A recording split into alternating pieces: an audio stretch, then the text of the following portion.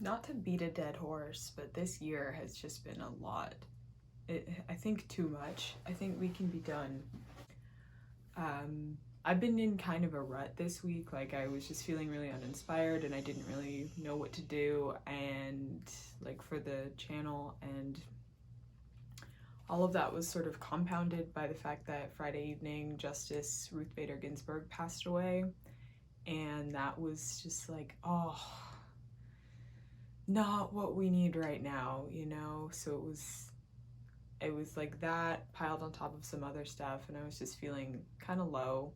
And so one thing I do when I feel that way is make stuff, usually kind of like trinkety, stupid stuff.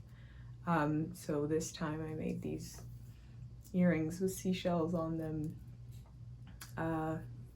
because seashells make me happy, and so earrings do too. So I filmed the process, and just if you are also feeling down now or some point in the future and you want to make your own earrings or something, so follow along if you want to, or just enjoy the video, and thanks for stopping by. It's lovely to see you all again, or just see you for the first time. So I'll let myself to the overhead camera.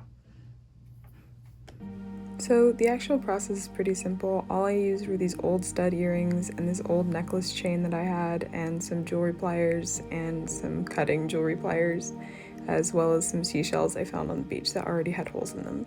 So first I cut the necklace chain into 2 equal length pieces, and I put the chain link through the back of the earring, but I didn't put it through in the middle, so it ended up being the one chain, but it hung down at 2 different lengths because I wanted to do it that way. And I just see, that's what it looks like. They're 2 different lengths. And then, so one of the seashells didn't have a jump ring in it already, and so I needed to put it in there because the other ones I used for other old projects. So I just opened it and slipped it right through the holes in the back of the seashell, and then put the end of the jump ring onto the end of the chain like that, and closed the jump ring up.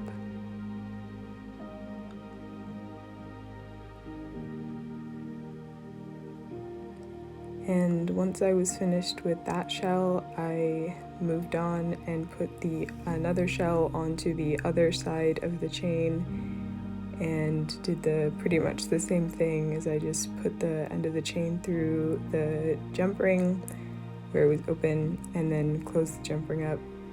I used a bunch of cowrie shells in this project because they're really easy to put jump rings through because of the split in the middle. So that was the first earring done.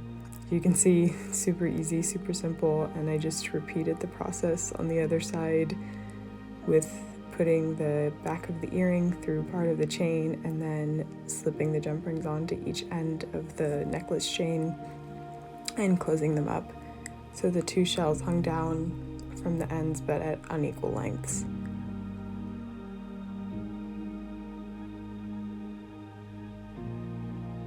And there you can see the earrings are finished. This probably took me 15 minutes in total.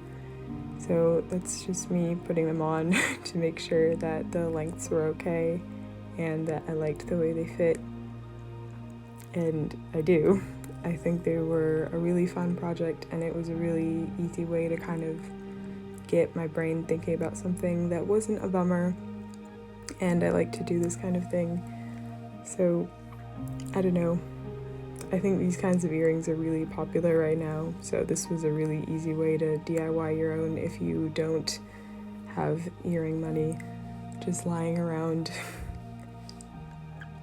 So that's pretty much the whole tutorial. Thank you for stopping by. I put out new videos every Monday, so come on back next week and see what we do then. But until then, I hope you have a lovely day that turns into a lovely week.